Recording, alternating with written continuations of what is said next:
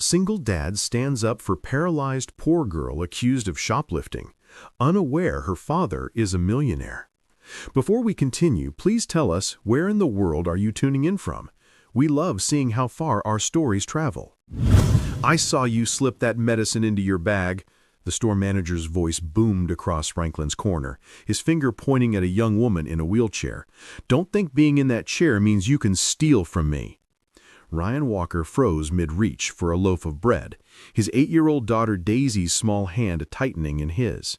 The woman being accused sat perfectly still in her wheelchair, her blonde hair pulled back in a simple ponytail. But it wasn't her appearance that caught Ryan's attention. It was the way she held herself, spine straight, chin raised, even as the store manager towered over her. "Sir, I did not take anything," the woman said, her voice steady despite the small crowd beginning to gather. "You're welcome to check my bag, check the cameras, but I won't be spoken to this way." The security guard, an older man with tired eyes, shifted uncomfortably beside them.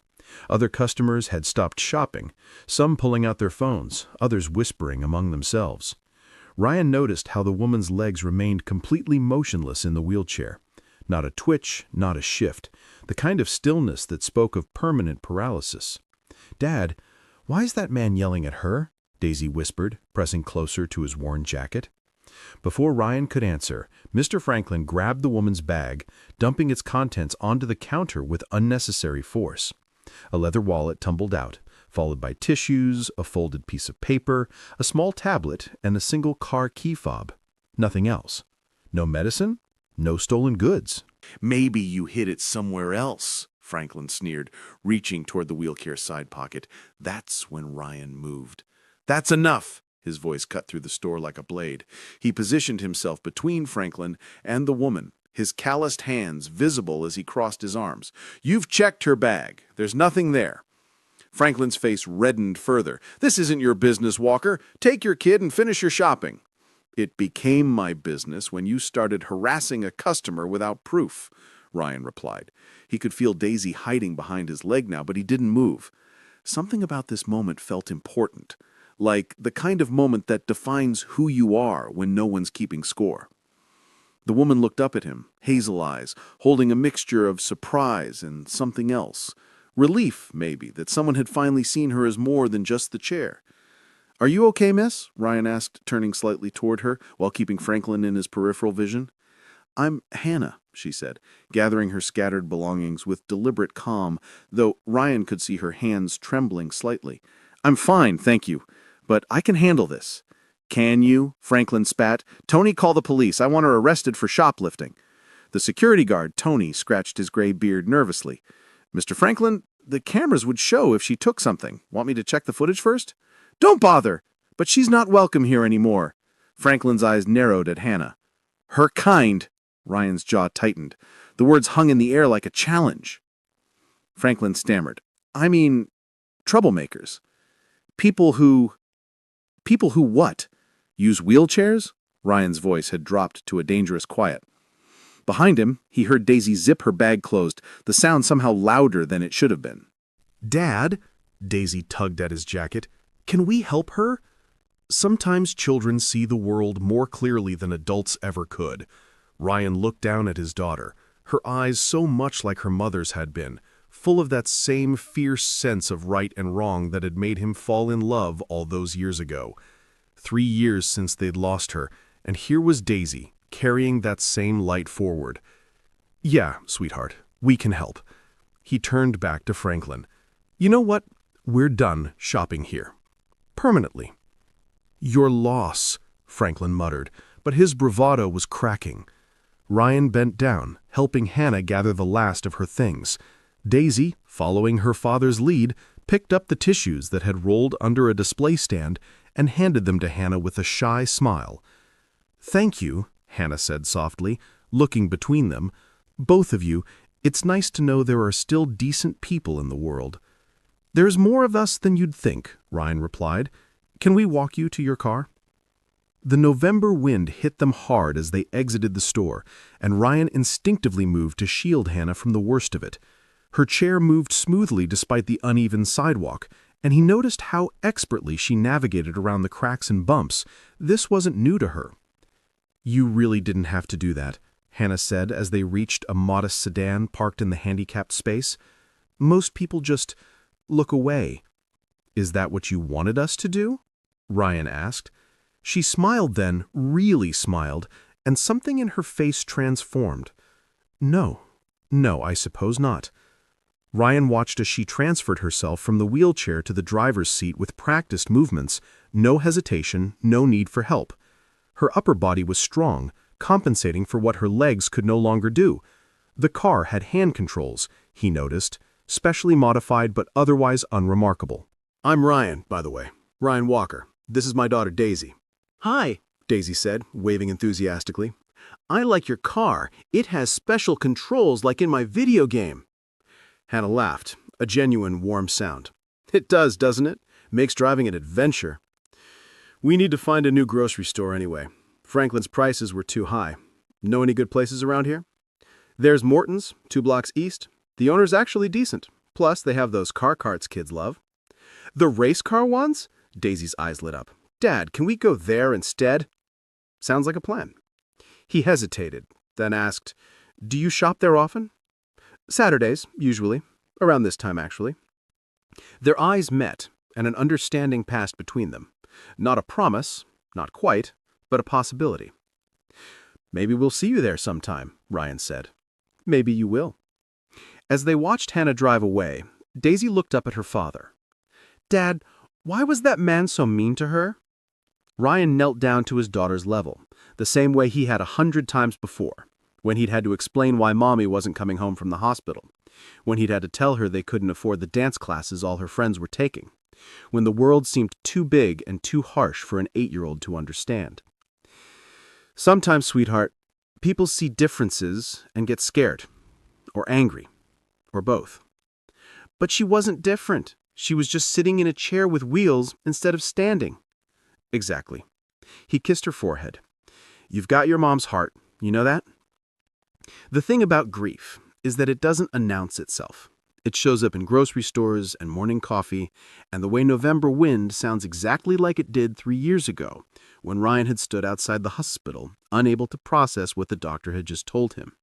Complications during routine surgery, 1 in 10,000 chance, nothing anyone could have done. But grief also teaches you things.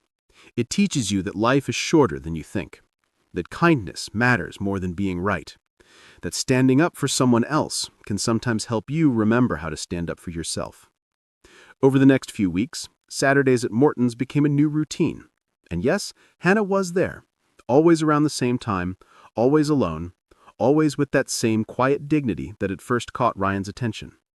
They started with nods of recognition, then small talk by the produce section, then longer conversations while Daisy raced around in the car cart making engine noises that echoed through the aisles. "You're a teacher?" Ryan asked one Saturday, 3 weeks after the Franklin incident. "Was," Hannah corrected, selecting apples with careful precision. "Literature, high school. But that was before." She didn't elaborate on before, and Ryan didn't push. He understood about befores and afters. His own life was divided that way too. "Daisy's struggling with reading," he admitted. "Her teacher says she's falling behind. I try to help, but after double shifts at the distribution center, I'm not much good at anything except making sure she's fed and safe." "I could help," Hannah offered, then quickly added, "If you'd like. I still remember all the tricks from making books come alive for kids." "I couldn't pay much." "I wasn't asking for payment." Hannah's voice was firm. "Consider it a thank you for standing up for me that day." "You don't owe me anything for that." "No," she agreed, "but maybe I want to help anyway. Novel concept, right? People doing things just because they want to?" That's how Hannah Brewster entered their lives properly. Tuesday and Thursday afternoons at the small apartment Ryan and Daisy called home. The place wasn't much. 2 bedrooms, 1 bathroom, kitchen that doubled as a dining room, living room barely big enough for a secondhand couch, and the TV that only got 3 channels clearly. But Hannah never seemed to notice or care about the water stains on the ceiling or the radiator that clanged like a ghost in chains. She'd arrive in her chair, books in her lap, and transform their tiny living room into whole worlds. She taught Daisy that letters were just symbols waiting to become stories, that words were magic spells that could take you anywhere. "Your mom would have loved her," Ryan said one evening, after Hannah had left and Daisy was asleep, clutching the book Hannah had given her. Something about a brave princess who used wheels instead of legs and saved her kingdom anyway. He was talking to the photo on the mantel, the one from their last Christmas together. Sarah's smile frozen in time, her arms around Daisy, who'd been only 5 then, still believing the world was nothing but good things waiting to happen. "I don't know what I'm doing," he whispered to the photo. "I see the way Hannah looks at Daisy, the way Daisy lights up around her, and I feel something. But what right do I have to feel anything? What if I'm just lonely? What if I'm using her to fill a void? What if—" The radiator clanged, cutting off his spiral of doubt. Sometimes the apartment seemed to have opinions of its own. The truth was, Hannah was nothing like Sarah. Sarah had been fire, passionate, impulsive, dancing in rainstorms and singing off-key at the top of her lungs. Hannah was more like water, calm on the surface but with depths Ryan was only beginning to discover. Where Sarah had filled every room she entered, Hannah had a way of creating space for others to exist, to be seen, to matter. One Thursday, 2 months after she'd started tutoring Daisy, Hannah didn't show up. Ryan tried calling, no answer. He drove by Morton's that Saturday. She wasn't there. Daisy asked every day when Miss Hannah was coming back, and Ryan had no answer to give her. Then, on the 10th day, she appeared at their door. "I'm sorry," she said before Ryan could speak. "I should have called. I should have explained. I needed some time." She looked exhausted, dark circles under her eyes, her usual composure cracked at the edges.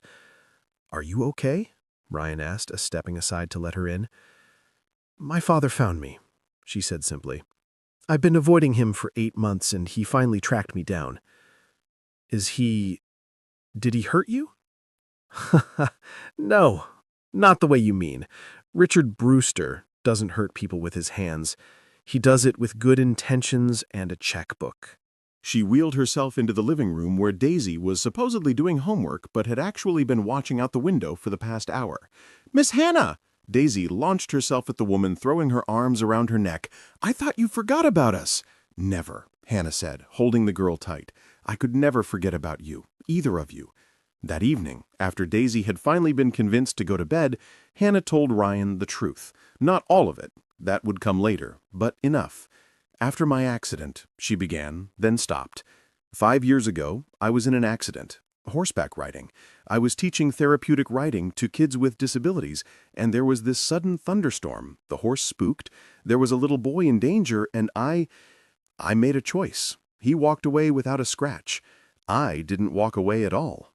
Ryan said nothing, just listened. "My father changed after that. He'd always been protective, but this was different.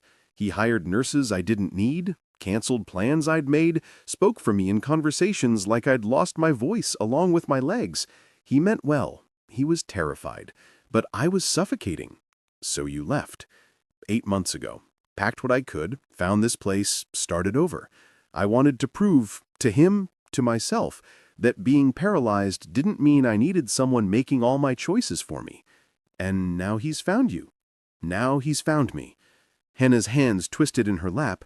"He wants me to come home. Says I've made my point, had my little rebellion. He doesn't understand that this isn't rebellion. This is my life." Ryan moved closer, careful not to crowd her. "What do you want?" "I want—" Hannah stopped, seeming surprised by the question. "No one's asked me that in a long time. I'm asking now." "I want to keep teaching Daisy. I want to keep meeting you at Morton's. I want to build something real. Something that's mine. Something that has nothing to do with—" She stopped again. "With what?" Hannah looked at him for a long moment, seeming to weigh something in her mind.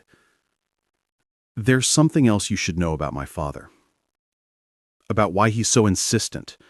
Why he thinks he can just Arrange my life for me." Ryan waited.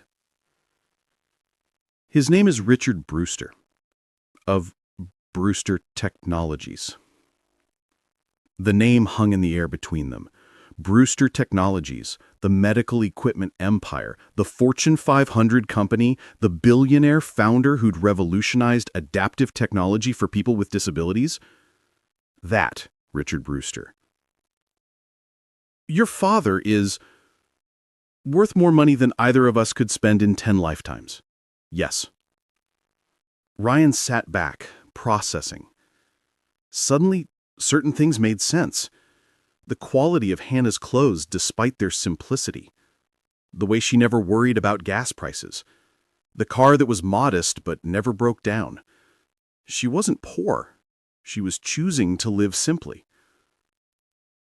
That's why you didn't want Franklin to know who you were. Why you were so calm, even when he was accusing you. You could have bought that entire store. I could have bought the entire block. But what would that have proven? That money makes you innocent? That wealth equals worth? I've seen what that kind of thinking does to people. It made my father believe he could buy my safety, my happiness, my entire life. I won't be that person. So you're here, living like a normal person? Like someone who has to budget and make choices and face consequences? Yes, because that's what I am. A person. Not a trust fund, not a tragedy, not a charity case. Just a person. Ryan was quiet for a long moment. Then, "You know what I thought when I first saw you at Franklin's?" "What?" "I thought you were brave. The way you held yourself. The way you didn't back down even when he was humiliating you. The wheelchair, your father's money, none of that changes what I saw that day." Hannah's eyes filled with tears. "You really mean that?" "I really mean that.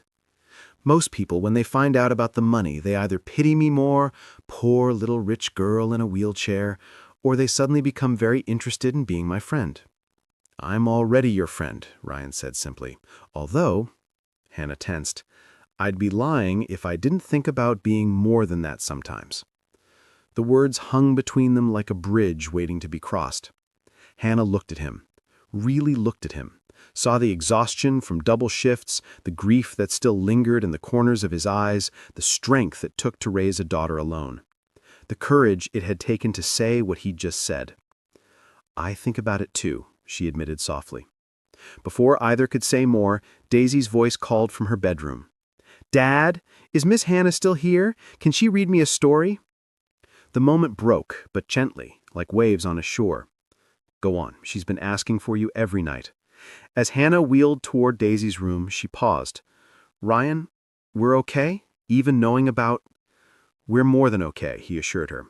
"We're whatever we choose to be." Spring arrived slowly that year, creeping into their lives like hope returning after a long winter. Hannah became a fixture in their lives, not just Tuesday and Thursday tutoring, but Saturday groceries, Sunday park visits, Wednesday dinners when Ryan wasn't working late. Daisy had started calling her "my Hannah," with a possessiveness that made both adults smile and ache in equal measure. It was during one of those Wednesday dinners that everything changed. Ryan had made his infamous, Hannah would tease, spaghetti with sauce from a jar that he doctored with extra garlic and oregano. Daisy was chattering about her improved reading scores, how Mrs. Peterson had put her in the advanced reading group, how it was all because Miss Hannah had taught her that books were friends, not tests. The doorbell rang. "I'll get it." Daisy bounded toward the door before Ryan could stop her. She opened it to reveal a man in an expensive suit, silver hair perfectly styled, eyes the exact same hazel as Hannah's. "Hello," he said, his voice cultured but warm. "I'm hoping to speak with my daughter." Hannah went rigid in her chair. Ryan stood, instinctively moving closer to her. "What are you doing here, Dad?" "May I come in?" Richard asked. "Please, I'm not here to make demands. I'm here to apologize." Ryan and Hannah exchanged glances. Hannah nodded slightly. "Come in, Mr. Brewster." Richard entered the small apartment, and if he had opinions about the water stains or the clanging radiator, nothing showed on his face. His attention was entirely on Hannah. "You look well," he said softly. "Happy." "I am," Hannah replied, chin raised in that way Ryan had come to recognize as her armor. "I've been wrong," Richard said, the words rushing out like a dam breaking. "I've spent 5 years trying to protect you, to cushion every fall, make every decision, because I couldn't protect you from that accident. But I see now you didn't need protection. You needed respect. You needed me to see that you're still the strong, independent woman you always were. I needed you to see me, Dad. Not the chair, not the paralysis, me." "I see you now," Richard said, his eyes wet. "My investigators. Yes, I know, I'm sorry about them too. They told me about your life here. Your volunteer work at the literacy center, your tutoring. These people who've become your family. You built a real life, Hannah. Without my interference, without my money smoothing the way, I'm proud of you." Hannah was crying now, and Ryan reached over to take her hand. She gripped it tight. "Is that Hannah's daddy?" Daisy whispered loudly to Ryan. "Yes, sweetheart." "Is he sorry for being mean?" Richard actually smiled at that. "Very sorry," he said to Daisy. "I wasn't mean exactly, but I was foolish. I thought keeping someone safe was the same as keeping them happy. Your dad seems to understand the difference." Daisy studied him with 8-year-old seriousness. "My dad says when you love someone, you help them be brave, not scared. Your dad sounds very wise." The reconciliation wasn't instant or perfect. Richard stayed for dinner, sitting at their small table, eating spaghetti from mismatched plates, listening to Daisy explain her science project about butterflies with genuine interest. He asked Ryan about his work, not with the tone of someone measuring worth by income, but with real curiosity about what it took to keep a supply chain running. "You've got a wonderful family," Richard told Ryan quietly, while Hannah and Daisy were cleaning up, Daisy carrying plates, while Hannah gathered utensils. "We're not exactly a family," Ryan corrected. "Hannah and you're in love with my daughter, and she's in love with you. I may have been a fool about many things, but I'm not blind." Ryan met his gaze steadily. "I loved her before I knew about the money." "That's exactly why it changes everything," Richard replied. "Do you know how many people have pursued Hannah since her accident? Not in spite of the wheelchair, but because of it, and the fortune they assumed she'd inherit. They saw vulnerability and dollar signs. You saw a woman being mistreated and stood up for her. Anyone would have. No, they wouldn't. They didn't. I know because I've had people watching over her, from a distance, I promise, since she left. That day at Franklin's store, 3 other customers saw it happen. They recorded it on their phones, but none of them stepped forward. Only you." The spring turned to summer, and with it came changes. Hannah returned to teaching part-time at the community college using adaptive equipment her father's company had developed, but only after she'd thoroughly tested it and provided feedback for improvements.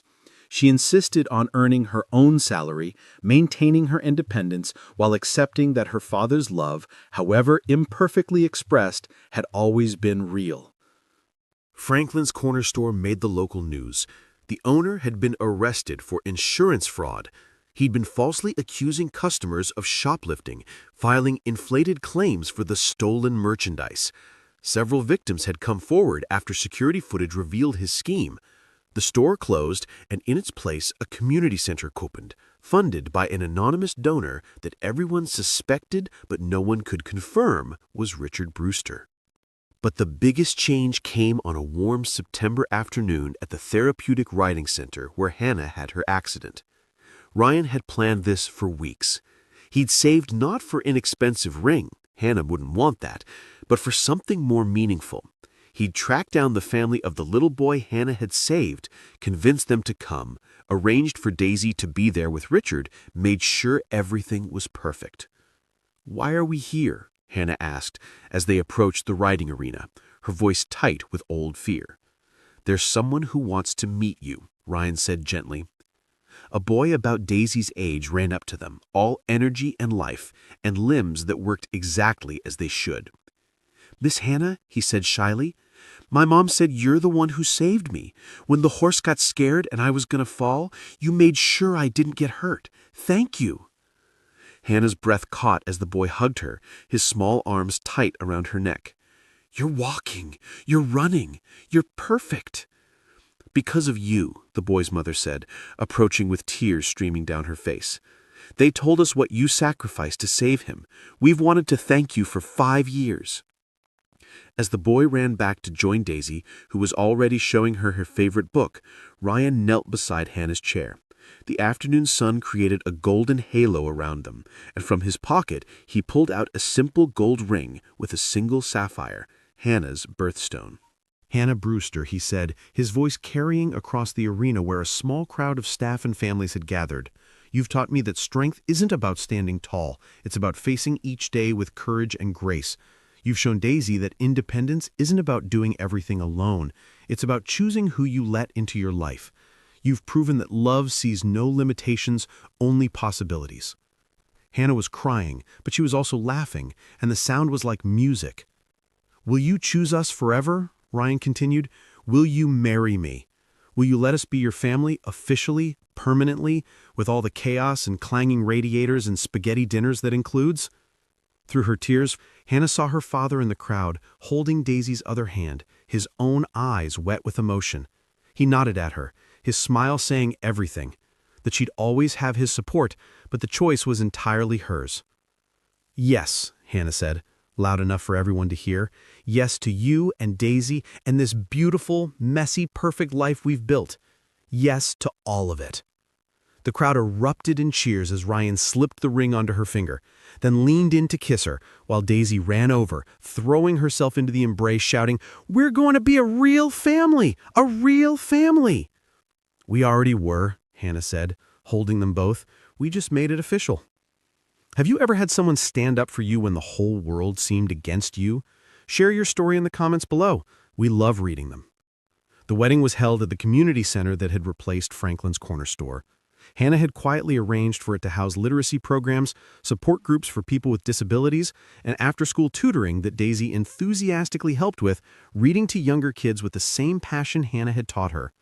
The space was transformed with simple decorations, wildflowers from the park where they'd had their first real conversation, paper butterflies Daisy's class had made, photos of their journey together that Richard had been secretly taking during his visits. Hannah didn't hide her chair for the ceremony. She'd had a dress specially made, elegant but practical, flowing in all the right ways, allowing her to move freely.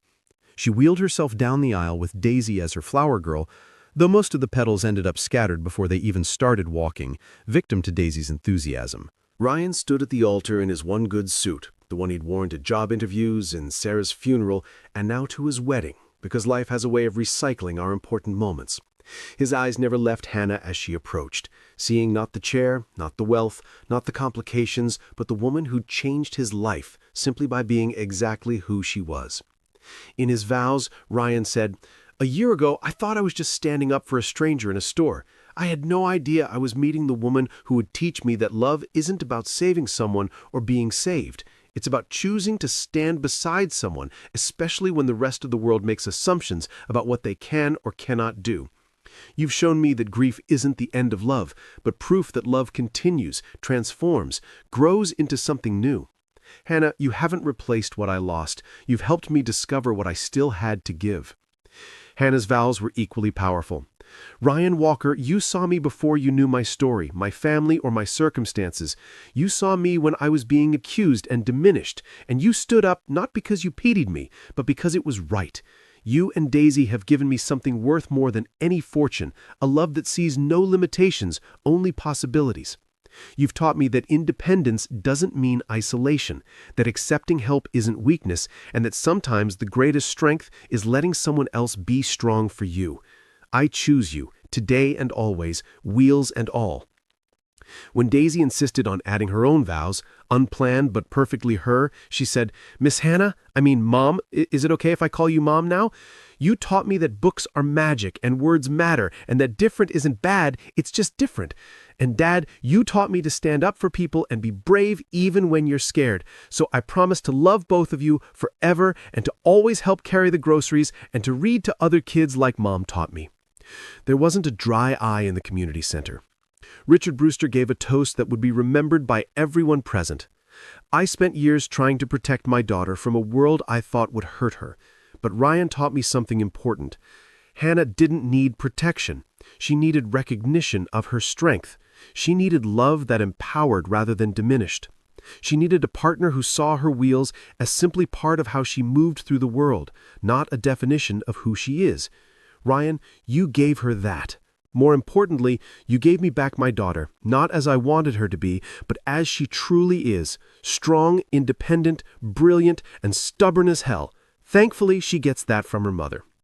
The laughter that followed broke the emotional tension perfectly. As their first dance began, Hannah spinning her chair while Ryan moved around her, Daisy joining them halfway through, because of course she did, the room was filled with a joy that transcended circumstances. The local news covered the wedding, focusing on the community center's transformation from a place of false accusations to one of celebration. But they missed the real story. They missed the quiet moments. Ryan adjusting Hannah's chair so she could reach the cake perfectly. Daisy wiping frosting from Daisy's face with practiced maternal grace. Richard dancing with Daisy, standing on his expensive shoes. The way the three families had become one. If you've made it this far in our story, you know that love isn't about perfect circumstances, it's about perfect choices. 6 months after the wedding, Hannah discovered something that would test everything they'd built. The doctors had said it was impossible, that paralysis from the waist down meant certain things would never happen. But sometimes the body has its own plans, its own miracles. "Ryan," she said one morning, holding a small plastic stick with trembling hands, "I'm pregnant." The journey that followed was complicated, risky, filled with specialists and concerns and adaptations. Richard insisted on the best doctors, and this time Hannah let him, because this wasn't about pride anymore. It was about the tiny life growing inside her. Ryan took fewer shifts, choosing presence over income. Daisy appointed herself big sister in training, practicing on every doll she could find. The community rallied around them, the same people who'd witnessed their beginning, now supporting their expansion. And when little Sarah Hannah Walker was born, healthy, perfect, named for the grandmother she'd never meet and the mother who'd fought to bring her into the world, the first thing she saw was her family. Not a traditional family, perhaps, a father with calloused hands and gentle heart, a mother whose legs didn't work but whose spirit soared, a sister who couldn't wait to teach her about books and butterflies, a grandfather who'd learned that love means letting go, not holding tight. "Thank you," Hannah whispered to Ryan as she held their newborn daughter, Daisy peering over her shoulder in wonder. "For what?" Ryan asked. Hannah smiled, that same smile that had transformed her face in a parking lot what felt like a lifetime ago. "Thank you for seeing me, from the very beginning. Not the chair, not the money, not the complications. Just me. Always. I'll always see you." Outside the hospital window, November wind rattled the glass. The same wind that had blown through Franklin's corner 2 years earlier, when a single father stood up for a woman in a wheelchair, never knowing he was standing up for his future, for love that transcends circumstances, for the family they'd build from courage and choice rather than conventional expectations. Sometimes the greatest fortunes aren't measured in money, but in moments. The moment you choose to stand instead of walk away. The moment you see someone for who they truly are. The moment you realize that love isn't about finding someone perfect. It's about finding someone whose imperfections fit perfectly with yours. And in a small apartment with water stains on the ceiling and a radiator that clangs like a ghost, a family of 4, soon to be 5, because miracles tend to multiply when you make room for them, lived a life worth more than all the money in the world. They'd started as strangers in a store, one standing up for another. They'd become a family that stood together, wheels and all. And that made all the difference. Thank you for watching today's story. If it touched your heart, if it reminded you that real wealth is measured in love and courage, please subscribe and share. Every week, we bring you stories of ordinary people doing extraordinary things, proving that happy endings aren't just for fairy tales, they're for anyone brave enough to stand up, speak out, and choose love.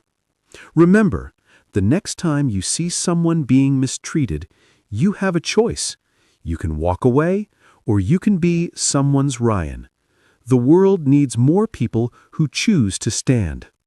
Until next time, this is Everbell's Stories, reminding you that every ending is just a new beginning in disguise.